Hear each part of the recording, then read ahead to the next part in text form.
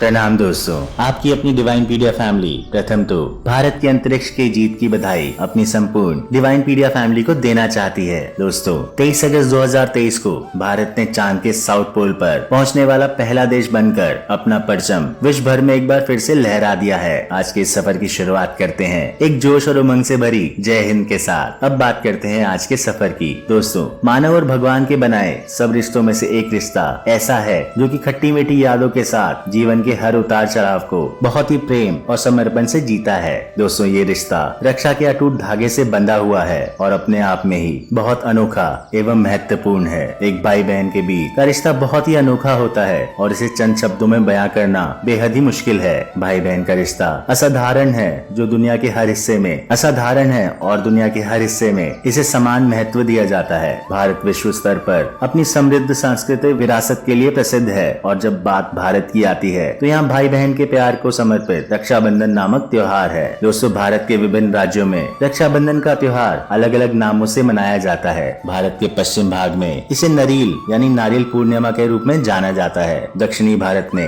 इस त्योहार को अवनी अवितम या उपकर्मम के नाम से जानते हैं। भारत के उत्तर मध्य क्षेत्र में इस त्योहार को राखी या कजरी पूर्णिमा के नाम से जाना जाता है। कुछ स्थानों पर इसे श्रावणी उत्सव के नाम से भी जाना जाता है। दोस्तों आज की इस वीडियो में हम जानेंगे रक्षाबंधन क्यों मनाया जाता है और इससे जुड़ी संपूर्ण जानकारी। तो बने रहिए हमारे साथ इस वीडियो के अंत तक। दोस्तों रक्षाबंधन विशेष हिंदू त्योहार है जो भाई बहन के बीच के प्यार को दर्शाता है और भारत और नेपाल जैसे देशों में मनाया जाता है। रक्षाबंधन का अवसर हिंदू चंद्र सौर कैलेंडर के श्रावण महीने की पूर्णिमा के दिन मनाया जाता है जो आमतौर पर ग्रेगोरियन कैलेंडर के अगस्त महीने में आता है। रक्षाबंधन शब्द दो शब्दों से मिलकर बना है अर्थात रक्षा और बंधन। संस्कृत शब्दावली के अनुसार इसका अर्थ है रक्षा का बंधन या गांठ, जहाँ रक्षा का अर्थ है सुरक्षा और बंधन बांधने की क्रिया को दर्शाता है। दोस्तों रक्षाबंधन उस दिन मनाया जाता है जब भगवान ने गलती से शिशुपाल का वध करके लौटते वक्त सुदर्शन चक्र से अपनी उंगली काट ली थी। उन्हें आहत देख पांडवों की पत्नी द्रौपदी को बहुत दुख हुआ और उन्होंने तुरंत अपने वस्त्र का एक टुकड़ा फाड़ा और भगवान श्री कृष्ण की खून बह रही उंगली पर बांध दिया ताकि उनके दर्द को शांत किया जा सके और रक्त को बहने से रोका जा सके। दोस्तों द्यूत क्रीड़ा के समय जब कौरवों ने द्रौपदी का चीरहरण का प्रयास किया तब श्री कृष्ण ने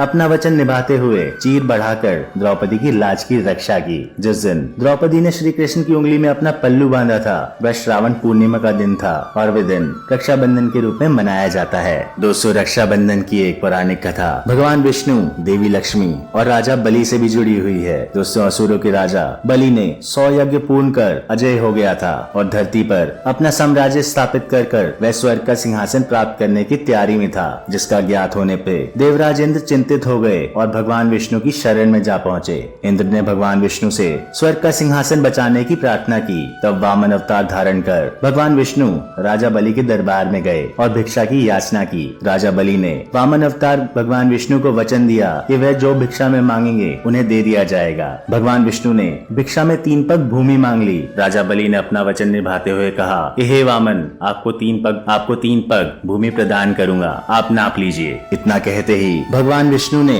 पहले पग में पृथ्वी को नाप लिया और दूसरे में स्वर्ग को। तीसरे पग के पूर्व ही राजा बलि भाप चुके थे कि उनके समक्ष उपस्थित वामन कोई साधारण व्यक्ति नहीं है। उन्होंने अपना शीश वामन रूपी भगवान विष्णु के आगे झुका दिया और उनसे तीसरा पग अपने शीश पर रखने को निवेदन कर दिया। भगवान विष्णु के ऐसा करते ही राजा बलि अपना संपूर्ण राज्य गवाकर पाताल लोक में रहने को विवश हो गए। पाताल लोक जाने से पूर्व राजा बलि की प्रार्थना पर भगवान विष्णु अपने वास्तविक रूप में आए। बलि की दान पूर्णता को देखकर वे अत्यंत प्रसन्न हुए और विष्णु ने उनसे वर मांगने को कहा। राजा बलि बोला, भगवान मेरा तो सर्वस्व चला गया है, मेरी बस आपसे बस यही प्रार्थना है, आप हर घड़ी मेरे समक्ष रहें। भगवान विष्णु ने तथास्तु कहा और राजा बलि के साथ पाताल लोक चले आए। बैकुंठ में भगवान विष्णु की प्रतीक्षा कर रही देवी लक्ष्मी को जब ये सूचना मिली तो वह चिंतित हो उठी। उन्होंने नारद मुनि को बुलाया और उस समस्या का तोड़ पूछा। नारद मुनि ने उन्हें सुझाया कि वो राजा बलि को रक्षा सूत्र बांधकर अपना भाई बना लें और उपहार स्वरूप भगवान विष्णु को मांग लें। देवी लक्ष्मी गरीब महिला का भेष धार कर पाताल लोक पहुंची और राजा बलि की कलाई पर रक्षा सूत्र बांध दिया।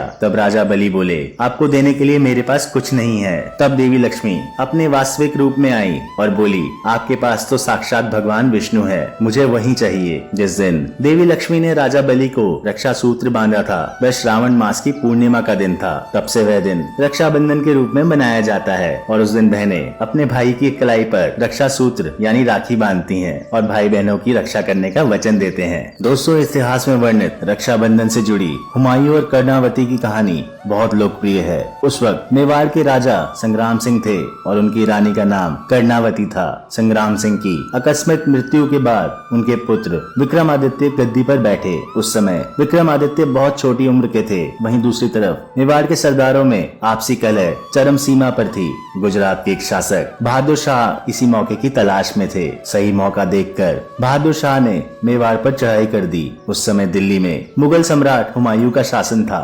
आक्रमण से घबराकर वीरांगना रानी कर्णावती ने मुगल शासक हुमायूं से मदद की गुहार लगाई। उसने अपने दूत को राखी और पत्र के साथ मुगल सम्राट हुमायूं के पास दिल्ली भेजा। पत्र में उन्होंने मेवाड़ नरेश की मृत्यु और राज्य में आपसी फूट का जिक्र करते हुए सहायता मांगी। राजमाता कर्णावती का पत्र पाते ही मुस्लिम होकर भी हुमायूं हिंदू बहन कर्णावती की रक्षा के संकल्प में जुट गए। उन्होंने अपनी विशाल सैन्य बलों को मेवाड़ पहुंचकर बहादुर शाह से युद्ध किया। फलतः मेवाड़ की ओर से लड़ते हुए सम्राट हुमायूं ने उनकी व उनके राज्यों की रक्षा की। सम्राट हुमायूं ने मुंह बोले भाई बहन के पवित्र भावनात्मक रिश्ते का मिसाल देते हुए राखी की लाज रखी। इस प्रकार रक्षाबंधन के साथ हमेशा के लिए हुमायूं और कर्णावती का नाम जुड़ गया। हुमायूं और कर्णावती की ये कहानी इतिहास के पन्नों में सदा के लिए स्वर्णिम अक्षरों में अंकित हो गई। दोस्तों, आमतौर पर बहनें इस दिन तब तक उपवास रखती हैं जब तक वे अपने भाई को कलाई पर राखी न बांध दें। रक्षाबंधन की पूजा की थाली को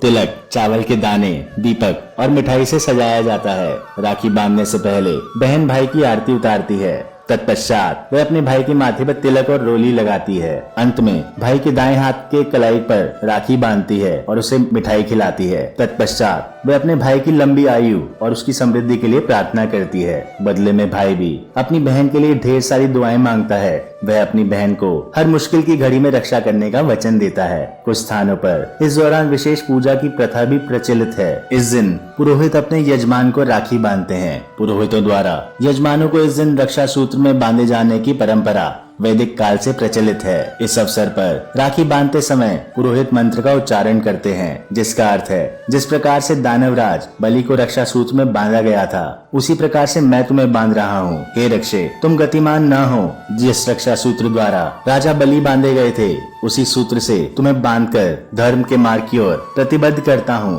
तथा रक्षा सूत्र से आह्वान करता हूँ कि हे रक्षा, तुम स्थिर रहना। आज रक्षाबंधन का यह त्योहार हमारी संस्कृति की पहचान बन चुका है और प्रत्येक भारतवासी को इस त्योहार पर गर्व है। तो ये था दोस्तों आज का हमारा रक्षाबंधन से जुड़ा अत्यंत महत्वपूर्ण और रोचक सफर। आशा करते हैं हम हमेशा की तरह आज भी आपको अपने साथ पूरे वीडियो में जोड़कर रख पाए होंगे। हम आपके परिवार की सुख समृद्धि के लिए हमेशा की तरह प्रार्थना करेंगे। अपने नए वीडियो के वादे के साथ खत्म करते हैं आज का सफर। जल्दी ही मिलेंगे एक नई वीडियो के साथ। वीडियो अच्छा लगा हो तो लाइक, शेयर, सब्सक्राइब करना ना भूलें। प्रणाम दोस्तों।